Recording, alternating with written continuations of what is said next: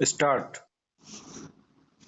प्लेटो के रिपब्लिक में वर्णित समस्त राजनीतिक चिंतन का एकमात्र उद्देश्य है आदर्श राज्य की प्राप्ति करना।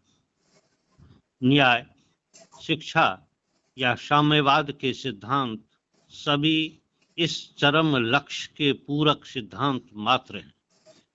उसके समस्त राजनीतिक चिंतन के मूल में यही विचार केंद्रित है कि श्रेष्ठ एवं आदर्श राज्य एवं राजा का किस तरह से स्वरूप हो एवं उसे किस तरह से प्राप्त किया जाए। एक कुशल शिष्य के तरह अपने इस काल्पनिक राज्य में किसी भी तरह की वह त्रुटि रहने देना नहीं चाहता।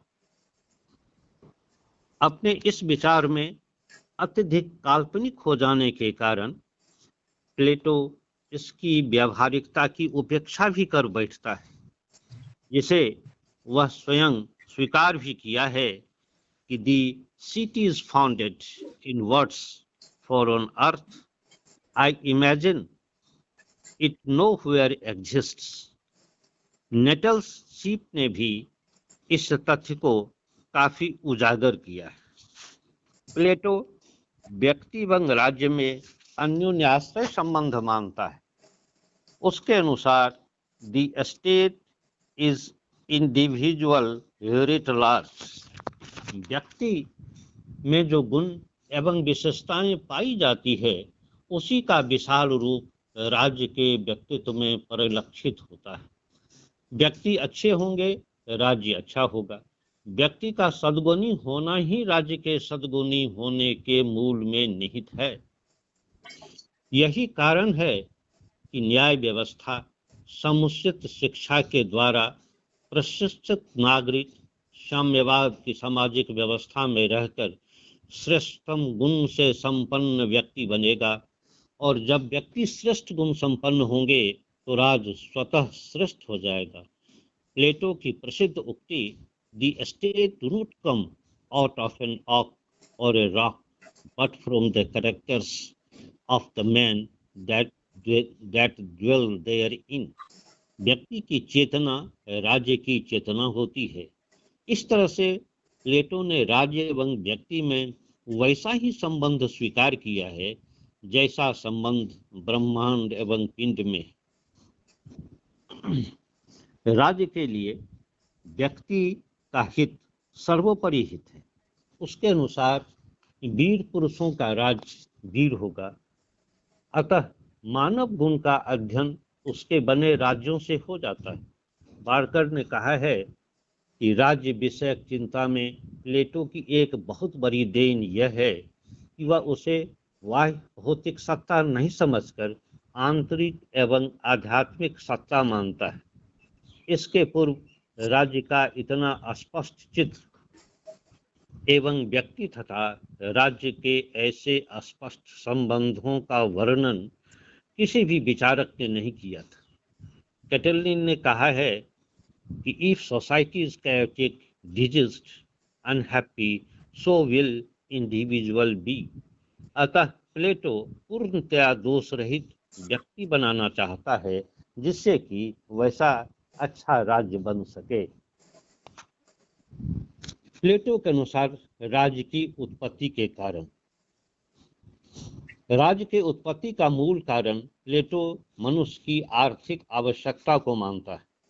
उसके अनुसार a state rises out of needs of mankind. No one is self sufficient but all of us have many wants. मनुष्य की ये आवश्यकताएं उसे पर निर्भर बनाती है।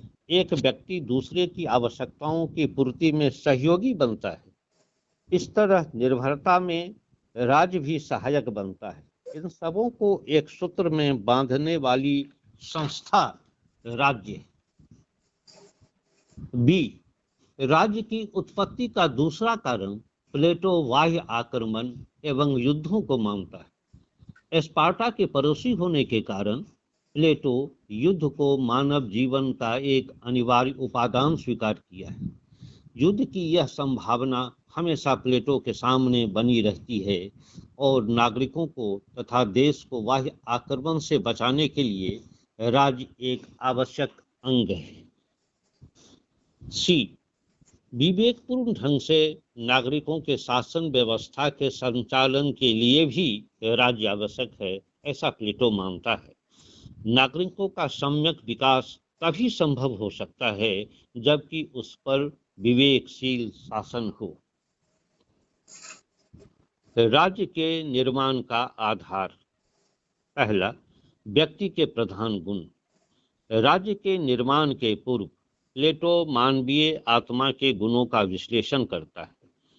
प्लेटो पिथागोरस के सिद्धांत का अनुसरण करते हुए व्यक्ति को त्रिगुणात्मक मानता है। उसके अनुसार मनुष्य में 3 गुण होते हैं, रीजन, स्पिरिट एवं एपिटाइट। विवेक सर्वोपरि तत्व है जो मनुष्य को उचित अनुचित का ज्ञान देता है। यह मानव आत्मा को आलोकित करता है। दूसरा मध्यवर्ती तत्व उत्साह, ओज एवं शौर्य का है। यह साहस, महत्वाकांक्षी, स्पर्धा, प्रतिशोध आदि का प्रतीक है। यह युद्ध की भावनाओं को प्रोत्साहित करने वाला है। यही तत्व मनुष्य में वीरता, साहस एवं शौर्य को उत्पन्न करता है। तीसरा तत्व काम अथवा क्षुधा का प्रतीक है। यह राग, द्वेष, प्यास, तृष्णा आदि को संतुष्ट करने की भावना है। मनुष्य की भौतिक लालसा एवं वासनाएं, आकांक्षाएं इसी से उत्पन्न होती है। प्लेटो राज्य को व्यक्ति का परिमार्जित रूप मानता है। अतः मानवीय आत्मा के ये तीनों गुण राज्य में भी स्पष्ट रूप से परिलक्षित होते हैं। प्लेटो के अनुसार राज्य में भी ये 3 तत्व, जैसे आर्थिक तत्व, सैनिक तत्व एवं दार्शनिक तत्व हैं, स्पष्ट दृष्टिगोचर होते हैं। पहला, आर्थिक तत्व। व्यक्तियों का वह समूह जिसमें क्षुधा या काम का तत्व की प्रधानता रहती है, ऐसे मनुष्य राज्य के उत्पादक वर्ग का निर्माण करते हैं। मनुष्य का भोजन, वस्त्र एवं आवास की नानाविध आवश्यकताओं को पूरा करने के लिए समाज में अन्न उत्पन्न करने वाले किसान, मकान बनाने वाले कारीगर, कपड़ा बुनने वाले जोलाहे, उद्योग व्यवसाय करने वाले विभिन्न वर्गों की जरूरत होती है। ये वर्ग आर्थिक श्रेणी की कोटि में आते हैं। स्वभाव से ये धन के प्रेमी होते हैं तथा अपने पेशे के प्रति बड़े निष्ठावान होते हैं। इसे दूसरे शब्दों में प्रोडक्टिंग क्लास कहते हैं। बार्कर ने कहा है कि the desire for food, cloth and shelter can not be properly satisfied except by means of common action. B, ऐसे व्यक्ति जिसमें स्पिरिट या ओज की प्रधानता रहती है, वे राज्य के सैनिक वर्गों का निर्माण करते हैं। यह वर्ग उत्साह, शौर्य का प्रतीक होता है। यह राज्य का समस्त बाह्य आक्रमणों से रक्षा करता है। राज्य में सैनिक तत्व बहुत ही अनिवार्य हैं, क्योंकि कोई भी राज्य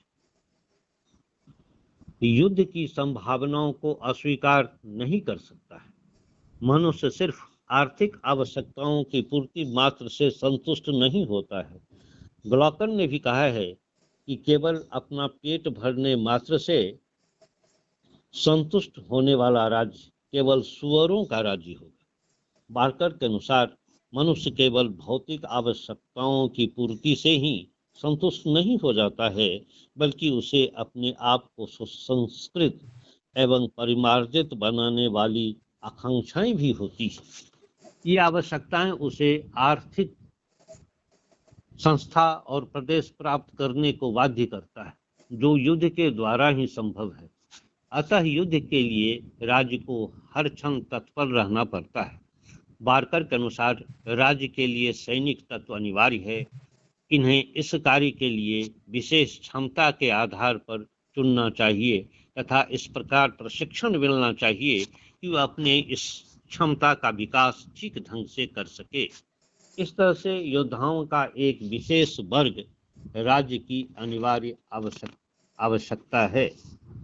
तीसरा, व्यक्ति में निहित विवेक या विजडम के कारण राज्य का तीसरा सर्वोत्कृष्ट वर्ग दार्शनिकों का बनता है, जिसे हम गार्जियन क्लास कहते हैं, जो राज्य का प्रशासन संचालित करते हैं। प्लेटो के अनुसार सैनिक राज्य के संरक्षक हो सकते हैं। उसने कहा है कि सैनिक राज्य का संरक्षक होता है। उसका स्वभाव कुत्ते के समान होता है, जो घर वालों के साथ अत्यंत प्रेम एक तथा स्वामी भक्ति का व्यवहार तथा शत्रु के साथ पहरेदार का व्यवहार करता है। इससे भिन्न राज्य का शासक विवेक, बुद्धि, आत्म संयम पर आधारित होते हैं। यह सद्गुण का प्रतीक है। यहाँ पर प्लेटो अपने गुरु सुकरात से प्रभावित है। सुकरात के अनुसार वर्चू इज नॉलेज। राज्य का यह वर्ग बुद्धिमानों का होता है, नागरिकों के कल्याण को समझते हैं तथा अपने विवेक तथा अपने प्रजा प्रेम की भावना से राज्य की एकता को बनाए रखते हैं। विवेक राज्य का सबसे महत्वपूर्ण तत्व है। यही कारण है कि राज्य का प्रशासन दार्शनिक के हाथ में होना चाहिए या राजा दार्शनिक होना चाहिए, ऐसा प्लेटो कहता है। किसी भी राज्य में समस्त नागरिकों को दार्शनिक नहीं बनाया जा सकता है, परंतु उचित शैक्षणिक प्रशिक्षण एवं अनुकूल वातावरण के माध्यम से दार्शनिक राजा को प्राप्त किया जा सकता है।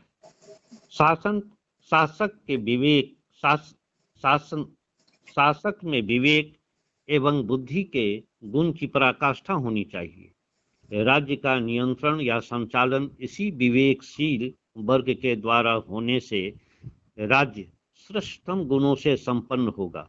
इस तरह से प्लेटो न्याय का समस्त दर्शन एक आदर्श राज्य के औचित्य मात्र से संबंधित है। प्लेटो ने राज्य को सिर्फ भावनात्मक रूप से ही नहीं, मनुष्य का परिष्कृत रूप नहीं माना है, बल्कि भौतिक रूप से भी राज्य एवं मानव के शरीर की तुलना की है। मानव शरीर को भी मोटा मोटी तौर पर जिन खंडों में विभाजित किया जा सकता है, उसी तरह राज्य को भी विभाजित किया जा सकता है। पहला, सिर, जो शरीर में शीर्षस्थ स्थान पर निहित है, जो बुद्धि एवं विवेक का प्रतीक है। राज्य में भी शीर्षस्थ स्थान इसी बुद्धि वाले वर्ग यानी गार्जियन क्लास को वह देता है। बी, दूसरा खंड छाती बांह का है। ये दोनों मानव शरीर में शौर्य के प्रतीक हैं। आवेश या उत्साह के क्षणों में भुजाएं ही फरकती हैं। ये शरीर की रक्षा करने वाले तत्व हैं। राज्य में ऐसे वर्ग सैनिक की होती है।